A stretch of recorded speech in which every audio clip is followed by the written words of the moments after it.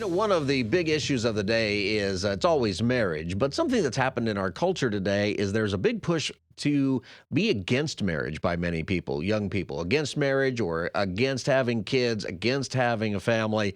And that is based on a whole lot of things that aren't true. With me to talk about it is Dr. Greg Smalley. He's the author of a book called Nine Lies That Will Destroy Your Marriage and the Truth That Will Save It and Set It Free. Greg Smalley, welcome back to the Pastor Scott Show. How are you? I'm doing great. How are you doing? I am doing great, and very happy to be married, and wanting to tell that story to anybody who's saying, you know what, maybe we don't want to do that. I know because it's scary for so many, especially young couples who maybe haven't seen a good model, or maybe they see the high divorce rates and go, "Man, can we really make this work?" Because I think so many couples have bought into some lies, strategies that they try to make work in their marriage that sadly just don't work. And certainly the culture pushes hard for this, but I tell you what, our churches preach some of these messages about marriage that they can't work, and that's what's unfortunate. Hmm. And so that's why I love to be able to talk to couples about some of these things that we've bought into that just will never get us to where we want. Let's talk about some of those things. And like you said, we might have heard these at church, right?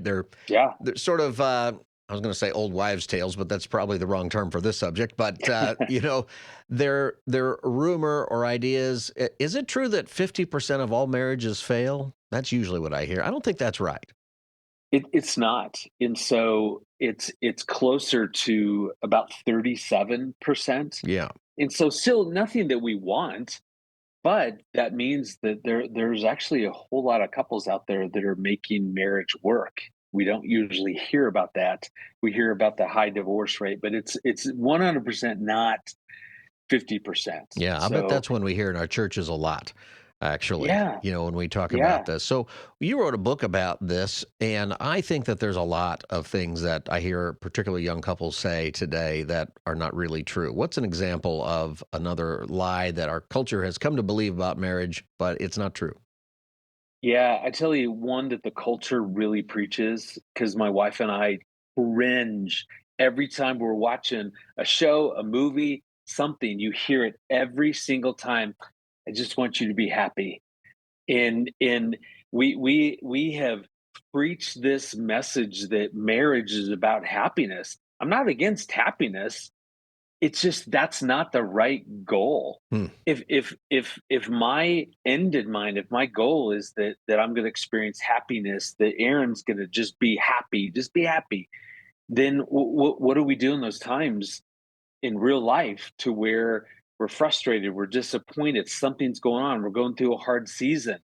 I mean, it was the Apostle Paul in First Corinthians 7 where he talks about for those who marry, you will face hard times, That's right. and that's the reality. You don't see that verse preached at very many weddings, you know, and yet the truth is that much like any sort of journey, and that's why I love the analogy for marriage. The what instead of happiness, what I like to talk to couples about is think about your marriage being this incredible journey that you're going to hike into the mountains. I live in Colorado, so I'm staring at the beautiful Pikes Peak, these beautiful mountains.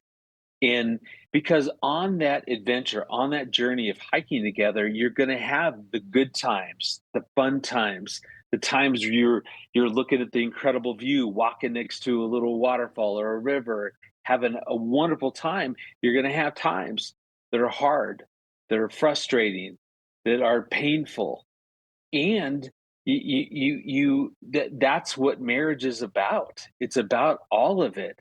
It's just recognizing that we're on this incredible journey together, and it's going to have highs and lows. It's going to have all of it.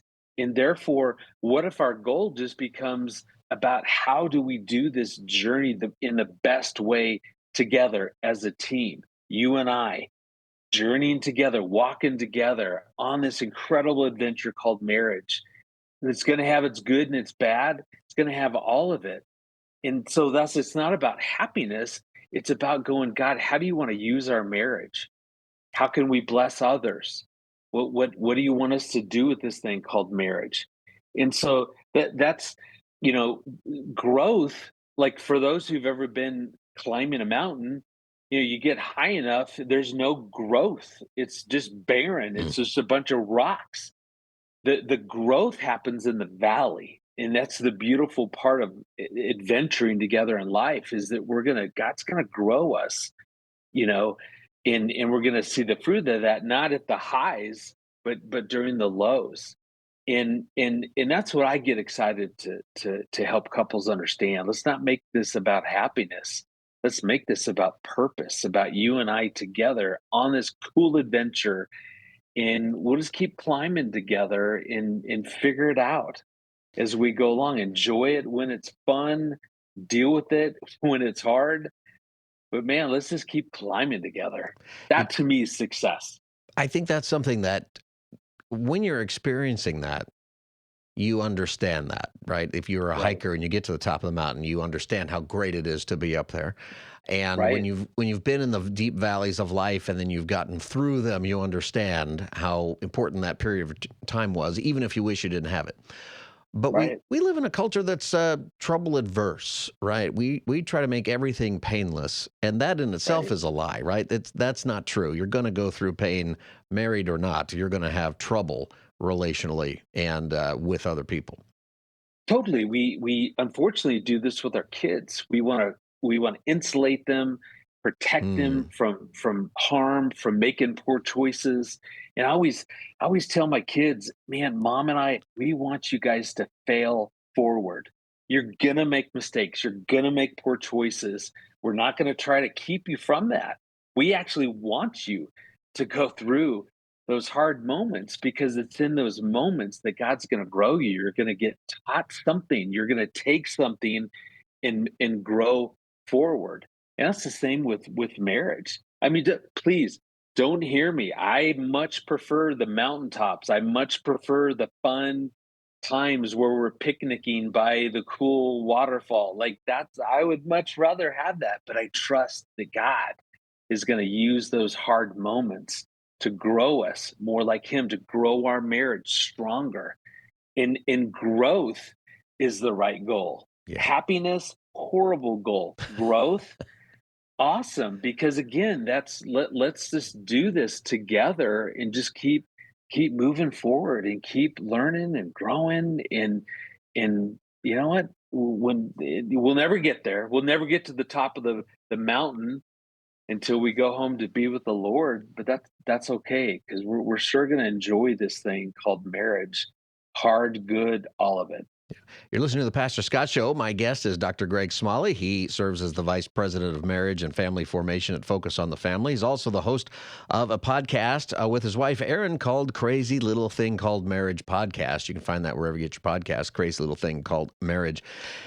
He is the author or co-author, I think I should say, of a book, right, called Nine Lies That Will Destroy Your Marriage. And when I think we are in this culture, as we were talking about this, where there's just a lot of things that people have come to um, believe that aren't true. So in your book, there are several different love lies. Um, one of them is this. Explain this to me. It's 1 + 1 = 1. I've heard that before from church. Yeah, 1 + 1 = 1. What is that yeah. supposed to mean, and what's true?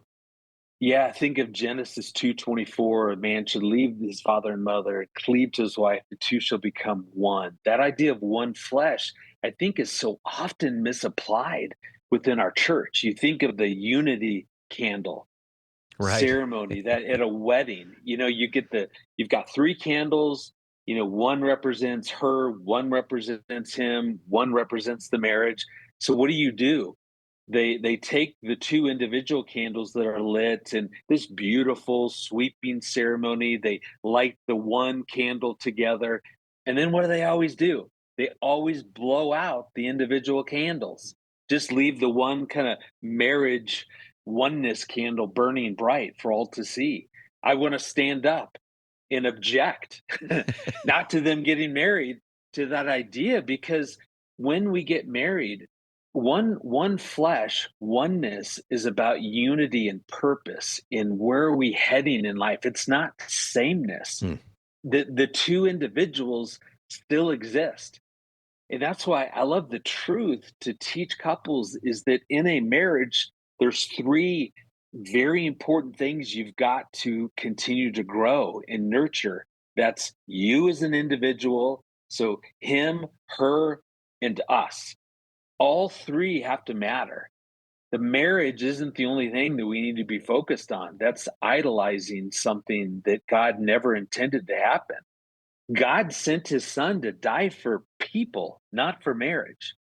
So the individuals have to matter. They have to be well cared for. You need two whole, full, healthy individuals who are then creating the kind of relationship together that's healthy in order to have a marriage that's flourishing. And so that's how we have subtly taken this idea of oneness and misapply it to only think about how do we keep our marriage strong? Yeah. And we forget the two And individuals, that's and that probably can't ever work. That's probably how you end up with people trying to change each other, and you're like, "Why can't you be more Right. like me?" Right? Because 'Cause we're supposed to be Right. one, and we're always gonna agree, and, everything is always perfect, Right. that ends, right after the honeymoon typically. And I think what I always tell the couples is honeymoon, it means sweet month, and after that, you've got a spouse, right? You gotta Right. you're gonna have to And work at it. that's But the work is good, right? And we talk about it that, even you is. and I, like, we wanna be honest with people. Hey, you got to put in some work, but the work is good when you do it. It makes the marriage much better. It is. And the work means that how am I making sure that as an individual that I'm growing more like Christ? How am I making sure that I'm full, whole, and healthy, sustained by God? I always tell people I love my wife. We've been married now 34 years. We're both marriage counselors. We get to minister together. I want to spend every moment of my life on this earth with her. I love my wife. I want my wife. I don't need my wife. I Mm. need God. And that's the difference is that Aaron was never meant to be my source of fulfillment in this life. That's reserved for God. So therefore as an individual, how am I staying plugged into him? How am I making sure that I'm well cared for? That I'm doing that job. Aaron's doing that job for her. And so when you have two full, whole, healthy people, now we're we're set to be successful as we build the kind of marriage, then the relationship between us that's flourishing. That's when we communicate and go on date nights and work through conflict and have intimacy together. But all three of those have to matter, or the marriage will never ever work out Yeah. as the way God designed it. I think that's a big deal because one of the other love lies in your book, we're talking with Dr. Greg Smalley, and the book is called Nine Lies That Will Destroy Your Marriage. One of the other lies that you talk about in the book is this one: I must sacrifice who I am for the sake of the marriage. And that's the Yeah, wrong move. You have to sacrifice, right? You have to sacrifice and give of yourself, but you don't have to sacrifice who you are. There's a difference. right. Well, because what we're taught is the goal is just simply to sacrifice, but so many people do that from a place of emptiness. So what are you sacrificing? You, the individual. You're not you have nothing to actually give away. And so all we're saying, if you're going to sacrifice like we're being called to throughout scriptures, that the way to do that is to make sure that you have something to give. The individuals have to matter. God placed value within us. He sent his son to die for us. That means Mm. we're valuable to him. He defines our value. And therefore, stewarding our value as individuals means that we make sure that we're plugged into the Lord. We have something to give. That's what we're then sacrificing. We're taking all this work that we're doing to make sure we're a healthy individual so that I can just then give that away to another person. And then when I'm poured out, then I just go back to the well, God, and make sure that I'm full. I mean, Jesus modeled that, right? Mm, The feeding of the 5,000. He shows up there exhausted. Instead of preaching, what does he do? He gets in a boat, pushes off, spends some time recharging with God, gets filled back up, and goes and sacrifices and performs this beautiful miracle. That's the piece that's missed. Sacrifice is awesome. Sacrificing from emptiness will never work. right. I think that's really important to hear. When you've talked to a lot of couples, I've talked to a lot of couples, and you kind of know right away when there's an expectation problem or there's a lie that somebody's trying to accomplish. Sometimes that happens before the marriage. Like as soon as I say the vows, all of Right, life gets better. right. For some reason, that's a thing. One of the lies in your book, I'm talking with Dr. Greg Smalley, and the book is about the different lies about marriage, 9 lies that will destroy your marriage. One of them is you win some, you lose some. What does that mean?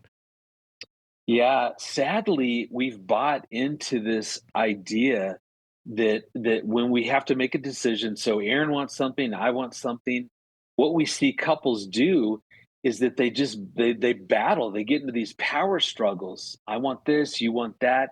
They've bought into the idea that although a win-win is ideal, sometimes someone feels as though they're losing. It's not Hmm. the ideal, but we still kind of it happens. That's such a lie.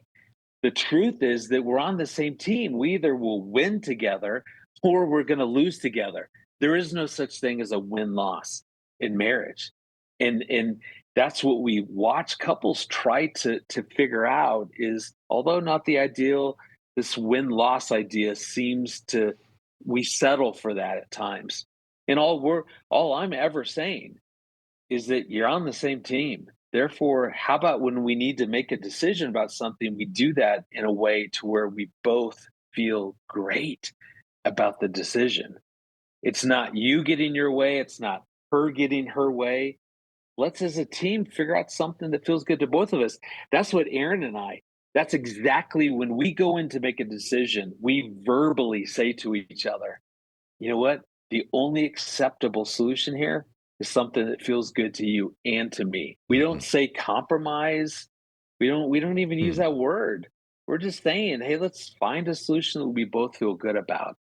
And And that's a very different direction to pursue as a yeah, couple. that's very different, but that keeps you on the same team and winning as a family because eventually you're talking Right. about kids and everything involved, finances, the whole thing. How do we win together All of moving it. forward? Right. That's so good. My guest is Dr. Greg Smalley, and he serves as the Vice President of Marriage and Family Formation at Focus on the Family. And he and his wife, Erin, also host a podcast. The podcast is called Crazy Little Thing Called Marriage. You can find that wherever you get your podcast, Crazy Little Thing Called Marriage. We just have a couple of minutes left. What would you like to leave couples and tell us just briefly about your podcast? Yeah, what Aaron and I love to do is we love to get really transparent and real and say, hey, here's what we're going through as a couple of 34 years as marriage counselors. This is what we see. Let's have that real discussion. So we tackle every single issue that you could imagine. And how do we live that out according to scripture? What have we learned as a couple? But what do we see as marriage therapists? And so we just love to have those real Hmm. conversations. You can go on to crazy little thing called marriage.com. You can actually leave us a voicemail, ask us a question, we'll answer that for you. And so that's the kind of ministry that Aaron and I love to do together. And a lot of it is taking these lies and saying, hey, here's how that messes us up. Let's talk about the truth. That instead of that, what else can we do to live out this beautiful gift that God's given us called marriage? I think that's really helpful for people who are listening. Some are saying, "Well, I believe a lot of those lies," or "We've been married a long time, and you know what? There's a lot of losing on my side," or "I've lost myself." Yeah, The podcast and the resources that you have at Focus on the Family are a great help for that. And I want to encourage people that you can start stepping in the right direction. That you don't. It's not just over, right? We can actually make great improvements. right. We can. There's beautiful hope. I mean, that's the message of the gospel is that God sent his son to die for us. There's always hope. and That's this right. is a God that created marriage. There's always hope, and there's great help available. And Aaron and I love being a part of whatever help you need. Man, let's dig in, roll our sleeves up, and let's figure this out together. All right, let's do it today. Dr. Greg Smalley, thanks for joining me on the Pastor Scott Show today. Thank you. Once again, the podcast is Crazy Little Thing Called Marriage, the Crazy Little Thing Called Marriage podcast with Dr. Greg and Aaron Smalley. You can find that wherever you get your podcasts. Just look for Crazy Little Thing Called Marriage. And there's lots of resources for you and your marriage at focusonthefamily.com as well.